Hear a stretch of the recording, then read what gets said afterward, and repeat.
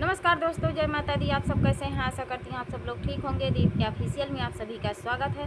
तो आज हम आप सबके बीच लेकर आए हैं एक प्यारा सा तीज व्रत त्यौहार का सोहर गीत। बहुत प्यारा सोहर गीत है दोस्तों। भोले बाबा अपने भक्त को कैसे दर्शन देते हैं, कैसे क्या क्या बताते हैं, इस गीत के माध्यम से आप लोग सुनिएगा और जैसा भी लगा कमेंट में ज़रूर बताना दोस्तों। तो देर न करते हुए चलिए सुनाते हैं एक प्यारा सा सोहर गीत। सोवत रहले अटारिया सपना एक देखिला हो, सासू दुआरे पे आए मेहमान हाथवा त्रिशूल लिए हो, सासू दुआरे पे आए मेहमान हाथवा त्रिशूल लिए हो।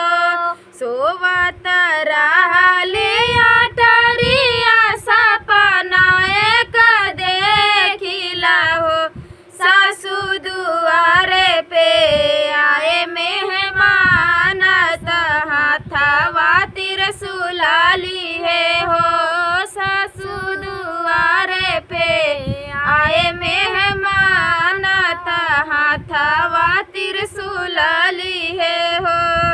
गोर गोर देहिया का पूरा जैसे और मृग छाला ओढ़े हो, सासू लंबी लंबी कारी कारी के सिया का मारिया चूमाई हो, सासू लंबी लंबी कारी कारी के सिया का मारिया चूमाई हो।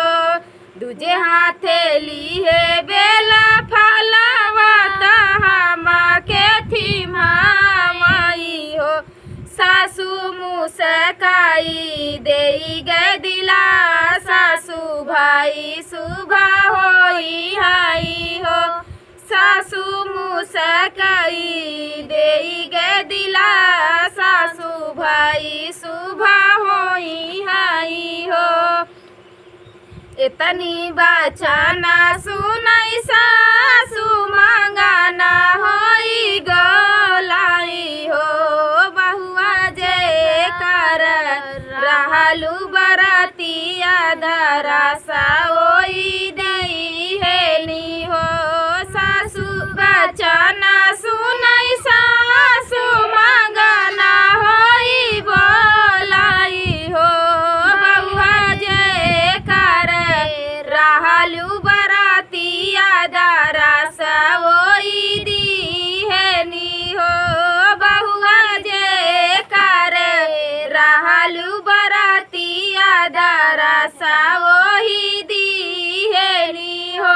वादी देव महादेवा वो त्रिशूल धारिनी हो, बहुआ ओ नाही के लंबी जटकारी मृग छाला पहिरेली हो, बहुआ ओ नाही के लंबी जटकारी मृग छाला पहिरई हो। रूपवा बनाई के घोरी भगता घरवाया माई हो, बहुआ से के दरसा दिखावई तमन्ना सा पूरा माई हो, बहुआ सेवा के दरसा दिखावई तमन्ना सा पूरा माई हो।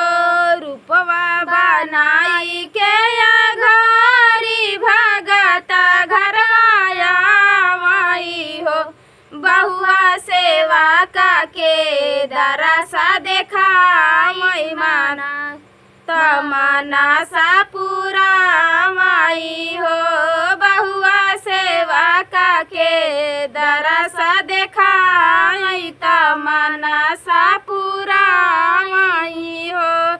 सोवत रहले अटारिया सपना एक देखेल हो, सासू दुआरे पे आए मेहमान हाथ